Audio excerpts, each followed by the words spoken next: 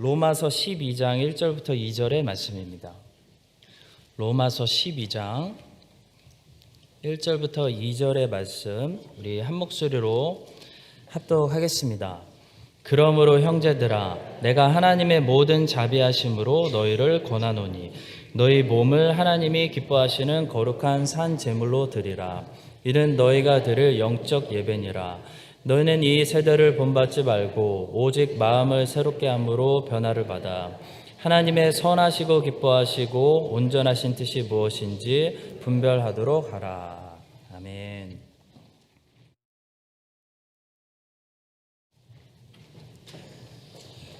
오늘은 로마서에서 말씀을 나누겠습니다. 로마서는 크게 두 부분으로 명확하게 좀 나눠져 있는데요. 1장부터 11장까지는 교리적 부분을 설명하고 있고 12장부터 16장까지는 실천적이고 윤리적인 부분을 설명하고 있습니다. 그런데 1장부터 11장까지의 주제는 사람이 어떻게 하나님 앞에서 의롭다함을 얻을 수 있는가에 관한 것이고요. 거기에 대한 대답으로 로마서는 예수 그리스도를 믿음으로 의롭다함을 얻을 수 있다. 오직 예수 그리스도, 오직 믿음, 오직 은혜라고 답하고 있습니다. 자, 보통 여기까지를 많은 사람들이 복음이라고 알고 있는데요. 왜냐하면 교회가 거의 반세기 동안 복음을 그렇게 선전했기 때문입니다. 근데 사실 복음은 여기서 멈추지 않습니다. 예수 그리스도를 믿는 믿음 때문에 하나님 앞에서 의롭다고 인정을 받은 사람은 그러므로 형제들아 라는 말부터 시작하는 이 로마서 12장부터 16장까지의 윤리적인 삶, 이 실천적인 삶을 반드시 살아야 된다라고 로마서는 말씀하고 있습니다. 자, 이것이 오늘 여러분들과 나누고 싶은 첫 번째 말씀입니다. 그러므로 형제들아 후의 삶을 살아야 한다라는 것입니다. 자, 세상에는 두 가지 거짓말이 있습니다. 첫 번째 거짓말은 기독교가 아닌 종교에서 가르치는 거짓말인데요. 세상의 종교들은 실천 부분, 그 윤리적인 삶을 앞으로 보내버려서 윤리적인 삶, 이 도덕적인 삶이 하나님께 인정받기 위한 전제 조건, 자격 조건이라고 말합니다. 여러분, 종교가 무엇입니까? 종교란 도덕적으로 윤리적으로 선한 일들을 많이 하면 하나님께 인정받을 수 있다. 이게 종교입니다. 저는 이런 종교가 가르치는 메시지를 가짜 복음이라고 말하고 싶습니다. 이 가짜 복음, 거짓 복음을 믿고 종교에 빠지게 되면요, 인생이 괴로워집니다. 고달퍼집니다. 종교만큼 사람의 인생을 파괴시키는 것이 세상에 없다는 것을 혹시 알고 계시나요? 차라리 무신론자들은요, 신에게 인정받으려는 노력을 안 하죠. 신의 존재를 믿지 않으니까. 그래서 노력 자체를 안 하기 때문에 이 땅에 사는 동안만큼은 자기 만족에 충실해서 살아갈 수 있습니다. 근데 종교에 빠진 사람들을 보면 괴롭습니다. 평생 그 신이라는 무섭고 불편한 존재 앞에서 선한 일들을 통해 인정받아야 되기 때문에 항상 스트레스를 받고 살아갈 수밖에 없습니다. 인도네시아 가서 힌두 사람들을 보면서 정말 그것을 절실하게 느꼈습니다. 너무 인생이 가난한데도 그 신에게 인정받기 위해서 비싼 거를 사서 이렇게 열심히 종교 생활하는 거 보고 너무나 마음이 아팠습니다. 자, 나는 이 정도 봉사를 했기 때문에 신이 우리 가정의 건강과 형통을 지켜줄 거야. 이게 종교인의 생각입니다.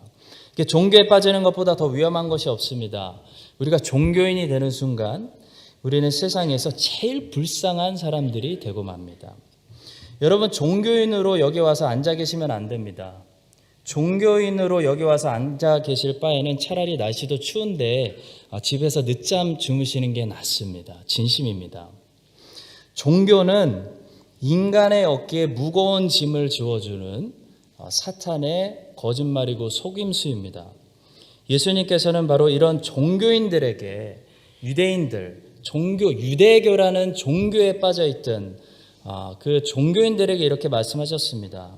수고하고 무거운 짐진 자들아 다 내게로 오라. 내가 너희를 쉬게 하리라. 너희들은 너무 무거운 짐을 지고 있다. 그래서 쉼이 없다. 라고 말씀하시는 거죠. 율법 지킴을 통해서 선한 일들을 통해서 하나님 앞에 인정받으려고 하니까 그리고 자신의 죄책감을 감춰보려고 하는 이 사람들이었습니다. 그런 사람들에게 예수님께서 그냥 다 내려놓고 내게로 와라. 나와 관계를 맺으면 너희는 쉼을 얻을 것이다. 무슨 쉼일까요? 더 이상 하나님께 인정받으려고 하지 않아도 되는 쉼이라는 겁니다. 종교를 멈출 수 있게 된다는 겁니다. 종교를 멈추고 쉼을 얻을 수 있다는 겁니다. 그것이 예수님의 말씀이었습니다. 자, 윤리적인 부분과 실천 부분이 이렇게 앞으로 와버리고 우리의 전제 조건이 되고 자격 조건이 되는 순간 하나님께 인정받기 위한 수단이 되죠. 이것이 종교이고 이것이 가짜 복음입니다.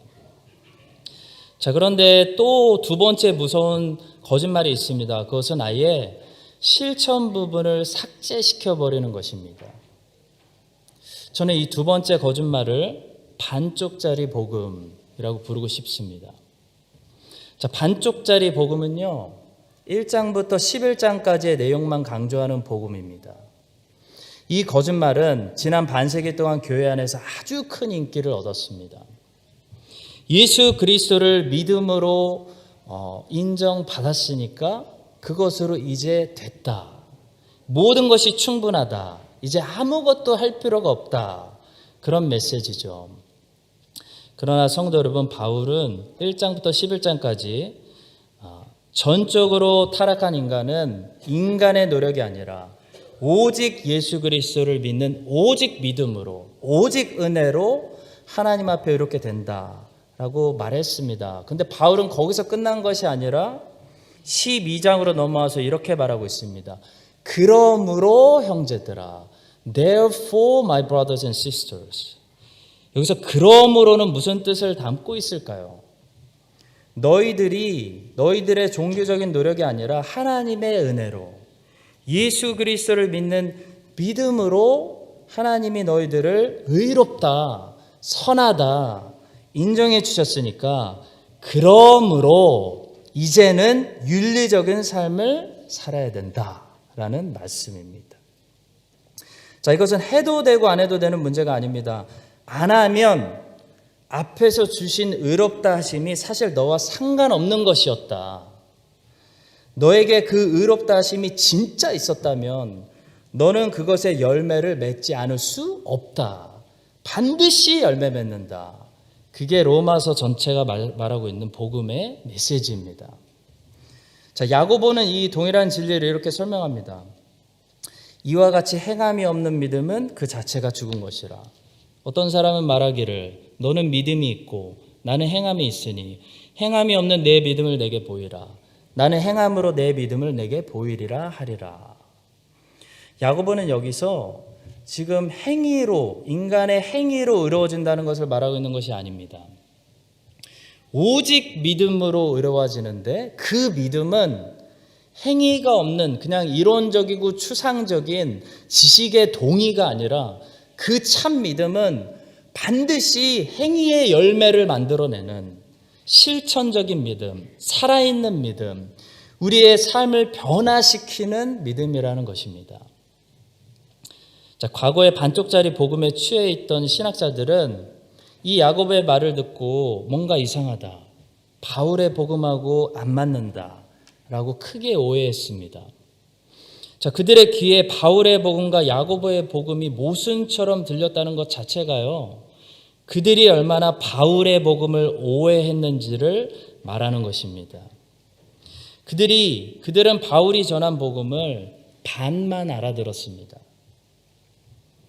성도 여러분, 로마서도 하나님의 말씀이고 야고보서도 하나님의 말씀입니다. 성령의 감동을 받은 바울과 야고보가 다른 복음을 우리에게 전할 리가 없습니다. 세상에 두 가지 복음이 존재하는 것이 아닙니다. 세상에는 한 가지 복음이 존재하고요, 나머지는 다 가짜입니다. 자, 바울이 말하는 믿음, 갈라디아서에서 말하는 믿음, 오직 믿음, 또 로마서에서 말하고 있는 이 오직 믿음은요, 야고보에서 말하고 있는 믿음과 행위가 따라오는 믿음과 같은 믿음입니다. 자, 우리들의 인간적인 노력, 종교적인 행위로는 하나님 앞에 인정받을 수 있는 사람이 한 사람도 없습니다. 우리들이 하나님께 의롭다고 인정받을 수 있는 방법은 오직 예수 그리스도를 믿는 오직 믿음인데, 그 믿음은 죽은 믿음이 아니라는 겁니다. 우리들의 삶 속에서 우리들의 행위를 변화시키고 행위의 열매를 맺게 하는 살아있는 믿음입니다. 지금 그것이 바울의 메시지입니다.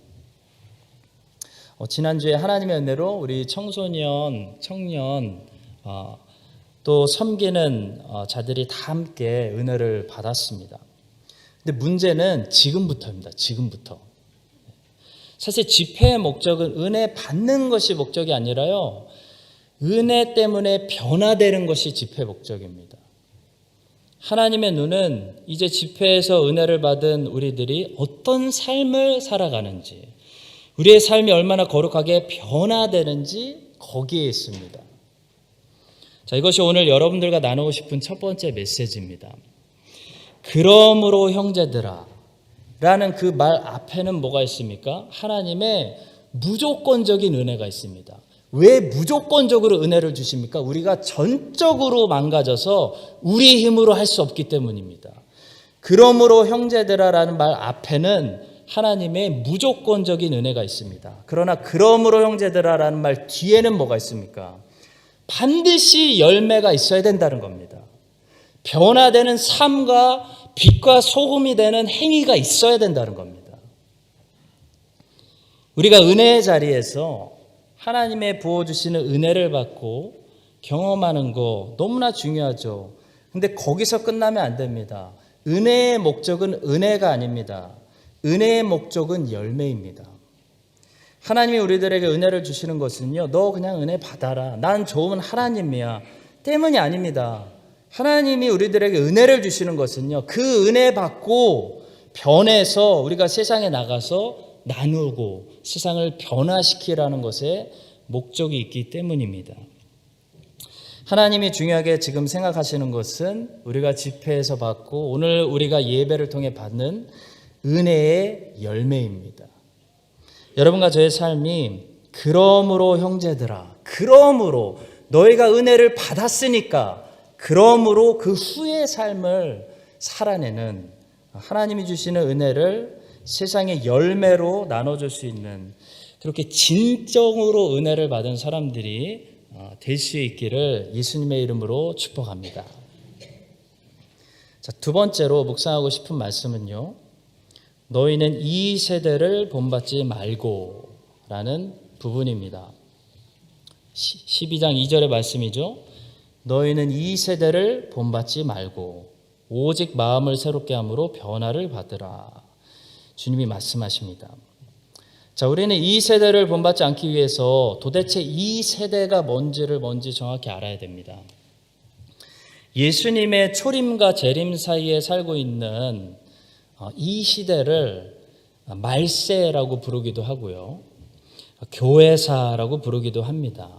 근데 이 말세, 교회사의 특징이 있는데요, 두 세대가 서로 오버랩, 맞물려 있다는 겁니다. 자, 하나님의 나라는 이미와 아직, already, yet, 이미와 아직으로 표현할 수 있습니다.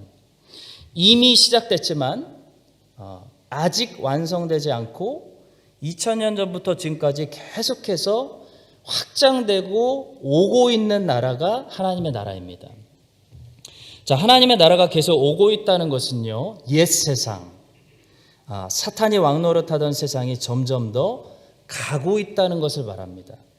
자, 사도 바울이 여기서 이 세대를 본받지 말라라고 말할 때는요, 여기서 이 세대는 바로 저 가고 있는 옛 세상을 말합니다. 자, 새벽에 동쪽에 해가 뜨면 해가 점점 더 오죠. 그러면 어둠은 점점 더 서쪽으로 사라지다가 나중에 해가 중천에 뜨면 어둠이 완전히 사라지는 것처럼 정확히 그것과 같습니다. 지금 하나님의 나라가요, 점점 더 오고 있다는 겁니다. 자, 따라서 교회사 안에서, 이 말세 안에서 살아가고 있는 우리 크리스찬들은 두 세계가 아직 동시에 존재하는 거기서 살아가고 있습니다. 그 얘기는 우리는 어떤 세상의 풍습을 좇아 살아갈 것인지 매일 선택해야 된다는 겁니다. 아직 예수님을 영접하지 못한 사람들, 예수님을 알지 못하는 사람들은 옛 세상, 그러니까 지나가고 있는 세상, 언젠가 완전히 없어지게 될 세상에서 살고 있지만, 예수님을 영접해서 구원받은 크리스찬들은요, 우리의 육신은 여전히 옛 세상에 속했지만 우리의 영은 이미 여기 시작됐고 앞으로 계속 오고 있는, 그리고 언젠가 완전히 와서 온 세상에 충만하게 될 그 하나님의 나라로 중생하고 그 하나님의 나라에 속했다는 겁니다. 자, 그래서 우리의 영은 이쪽에 속하고 육은 저쪽에 속했기 때문에 우리가 육의 일을 자꾸 좇아서 살게 되면 어떻게 됩니까? 결국 없어질 것들, 결국 허무하게 사라질 것들의 열매를 많이 맺고 솔로몬처럼 나중에 내가 다 했는데 아무것도 없더라, 허무하고 헛되더라, 그렇게 되는 거고요. 우리가 영의 일을 좇아 살게 되면 결국 그 나라는 이곳에 앞으로 점점 더 오고 완전히 임할 거기 때문에 그 나라에 투자한 모든 것들 30배, 60배, 100배로 결실하게 되는 겁니다.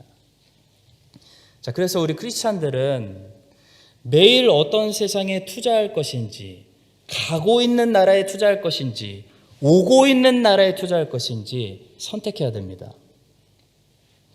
자, 가고 있는 나라, 오고 있는 나라 속에 맞물려 살면서 성경은 여기가 크리스찬의 위치고 이것이 크리스찬의 입장이다 라고 아주 명확하게 요한복음에서 설명을 합니다. 자, 요한복음 17장 14절에 이렇게 말씀합니다. 내가 아버지의 말씀을 그들에게 주었사오매 세상이 그들을 미워하였사오니 이는 내가 세상에 속하지 아니함 같이 그들도 세상에 속하지 아니함으로 인함이니이다. 자, 14절은 크리스찬들이 어느 나라에 속했는지를 먼저 말씀하는데요. 우리는 오고 있는 하나님의 나라에 속한 사람들이기 때문에 이 세상, 가고 있는 나라, 무너지고 있는 나라에 속하지 않았다는 겁니다. 15절에서 근데 예수님께서 좀 특별한 말씀을 하십니다. 내가 비옵는 것은 그들을 세상에서 데려가시기를 위함이 아니요 다만 악에 빠지지 않게 보존하기 하시기를 위함이니이다. 자, 제자들은 더 이상 이 세상에 가고 있는 나라에 속한 사람들이 아니지만 그렇다고 해서 그들을 바로 데려가겠다는 것이 아니라 그들을 여전히 이 지나가고 있는 세상에 남겨두시겠다는 겁니다. 왜 남겨두실까요? 소명이 있기 때문입니다. 일이 있기 때문입니다. 자, 그들이 남겨지는 세상은 어떤 곳일까요? 악이 존재하는 위험한 세상입니다. 그리스도를 박해하고 그리스도를 따르는 자들을 미워하는 세상입니다. 그렇기 때문에 예수님께서는 15절에서 어떻게 기도하시죠? 다만 악에 빠지지 않게 보존하시기를 위함이니이다 라고 우리의 대제사장 되신 예수님이 그때도 기도하셨고 지금도 기도하신다는 겁니다. 자, 성도 여러분, 우리를 향한 예수님의 기도는 꼭 기억하십시오. 우리를 이 세상에서 꺼내주시는 것이 아니라 이 세상에서 보호하시는 겁니다. 16절에 보시면 자, 예수님께서는 다시 한번 너희들이 이 세상에 미션 때문에 남아있을 것이나 이 세상에 속한 사람들은 아니다. 다시 한번 강조하십니다. 내가 세상에 속하지 아니한 같이 그들도 세상에 속하지 아니하였사옵나이다.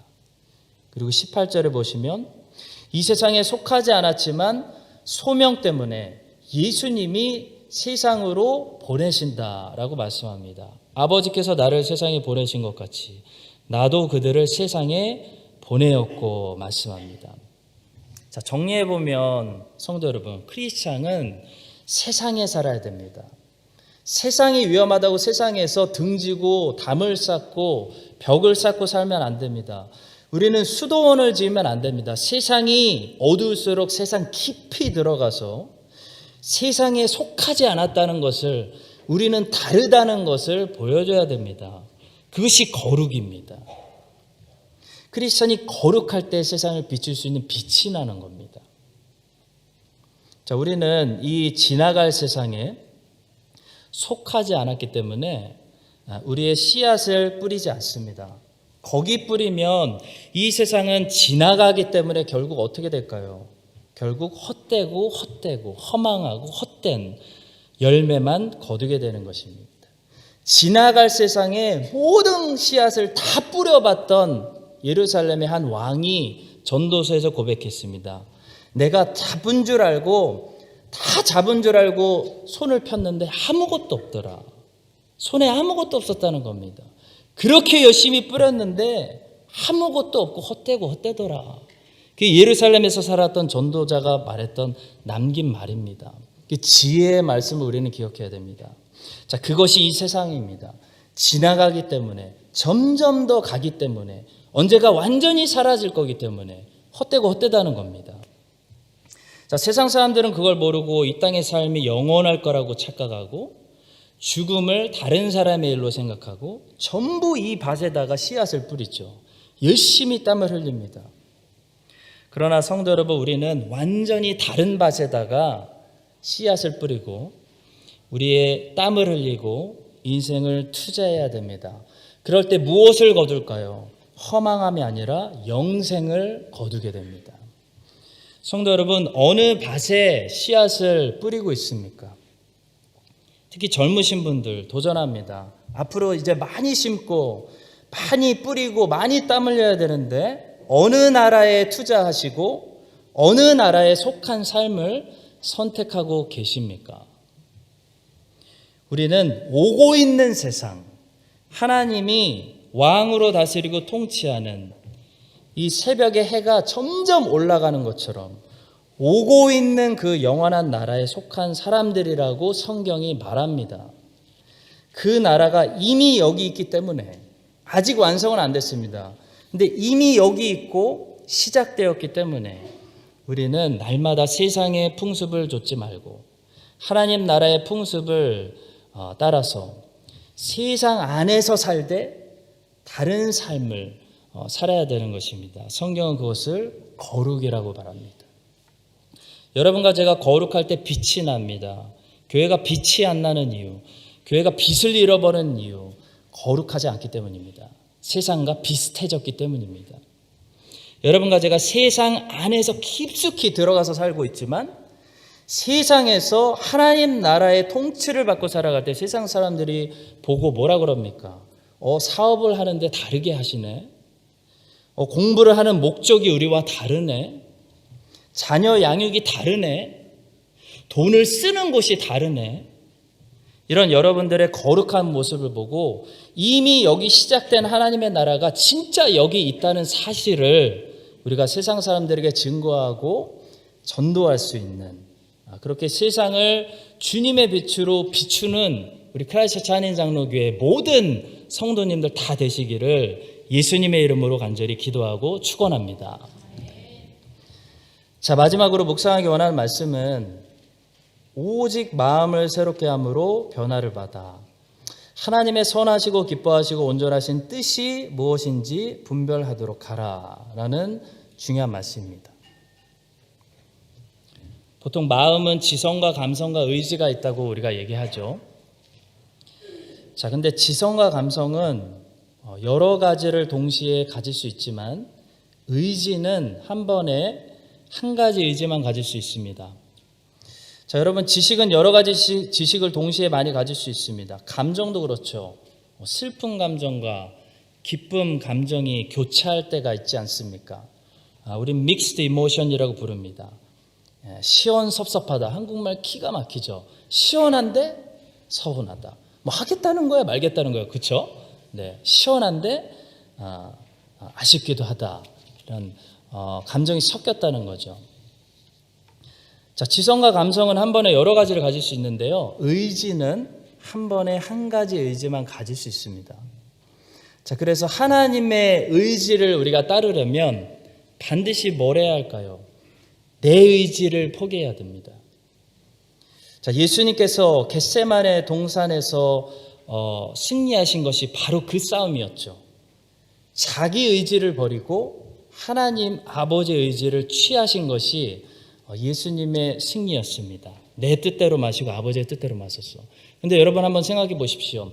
예수님의 의지, 예수님의 뜻이 악한 의지였을까요? 예수님이 악한 뜻을 가지고 있었을까요? 아니죠.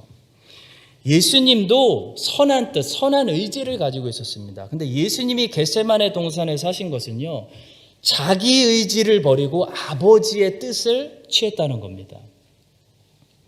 자, 로마서 12장 2절에서 너희는 이 세대를 본받지 말고 오직 마음을 새롭게 함으로 변화를 받으라는 얘기는 구체적으로 뭡니까?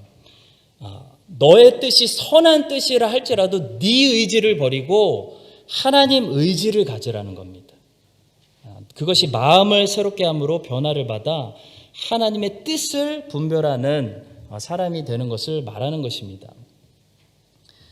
자, 성도 여러분, 우리의 의지는 꼭 죄와 관련된 나쁜 의지가 아닐 수도 있습니다.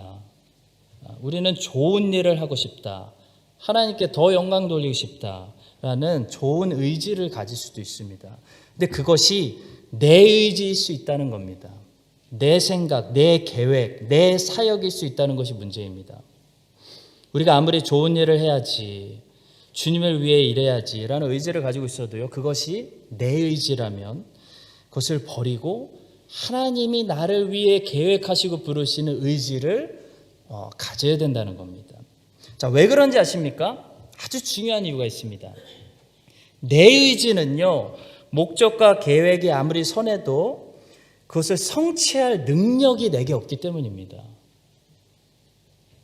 오직 하나님의 뜻에 우리가 순종하고 나아가고 하나님의 의지를 가질 때만이 뭐가 역사하냐면 성령 하나님께서 그 하나님의 계획을 성취할 수 있는, 그 뜻을 이룰 수 있는 능력이 되어주시기 때문에 하나님의 뜻에 순종하고 하나님의 의지를 가지고 하나님을 섬기는 것이 우리 크리스찬들에게 너무나 중요합니다.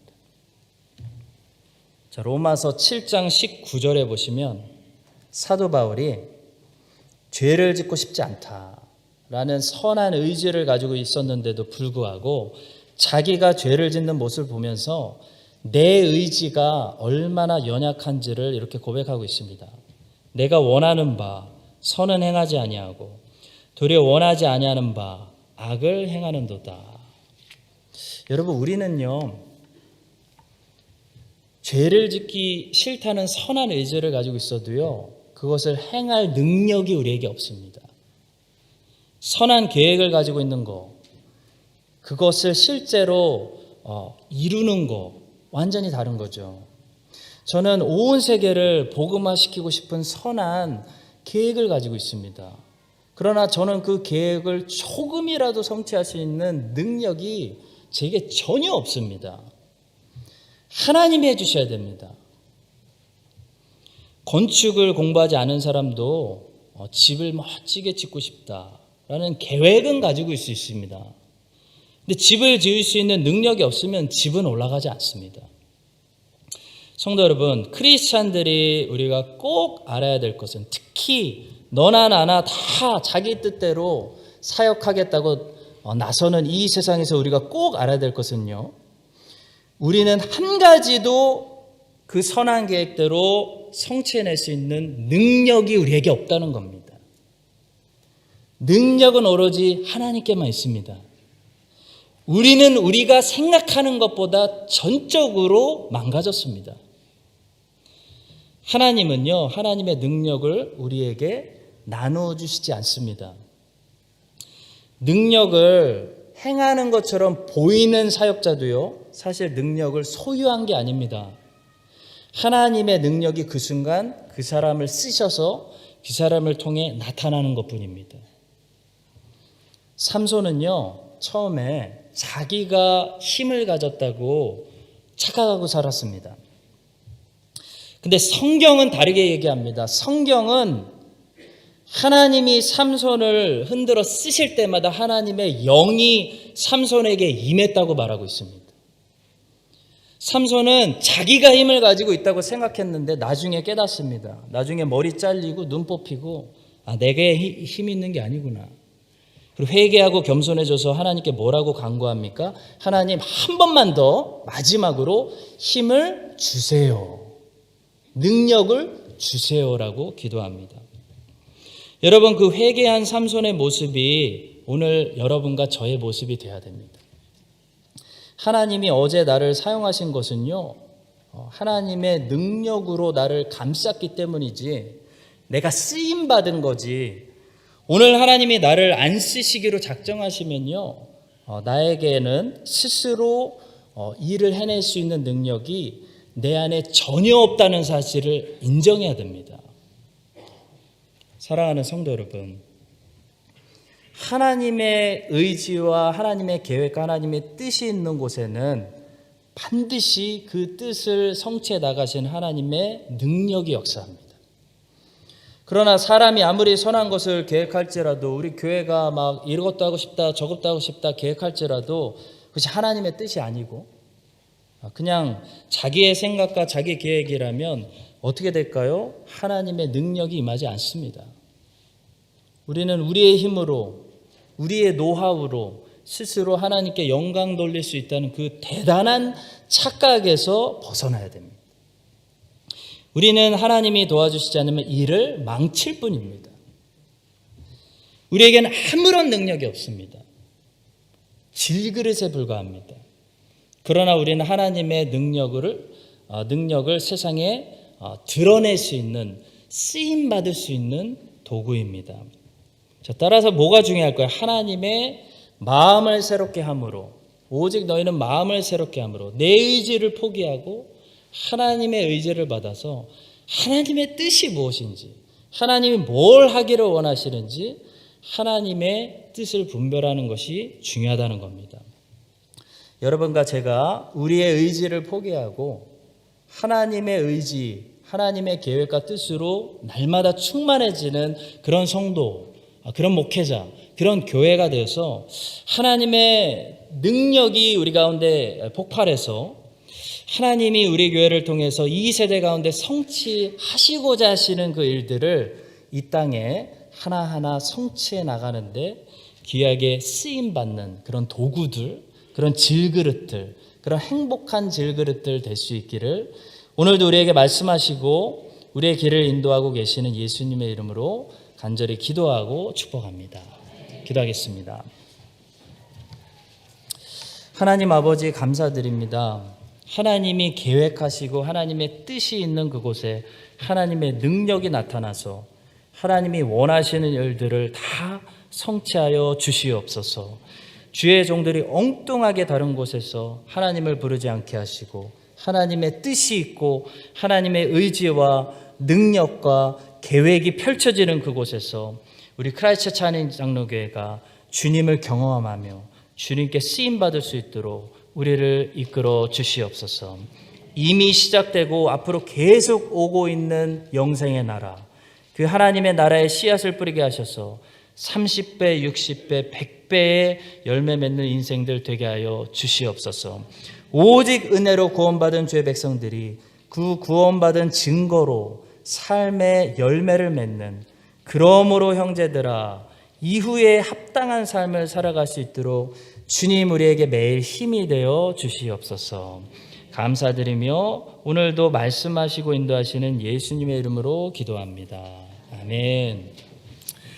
지금은 우리를 죄에서 구원하시고 우리를 열매 맺게 하시는 예수 그리스도의 은혜와 하나님의 신실하시고 동일하신 사랑과 성령님의 교통하심이 오늘 말씀을 듣고 그러므로 형제들아 그 이후의 삶을 살아가기로 결단하는 모든 주의 백성들 위해 저들의 건강과 저들의 학업과 사업과 모든 사랑하는 자녀들 위해 이제부터 영원까지 함께 하시기를 간절히 축원합니다. 아멘.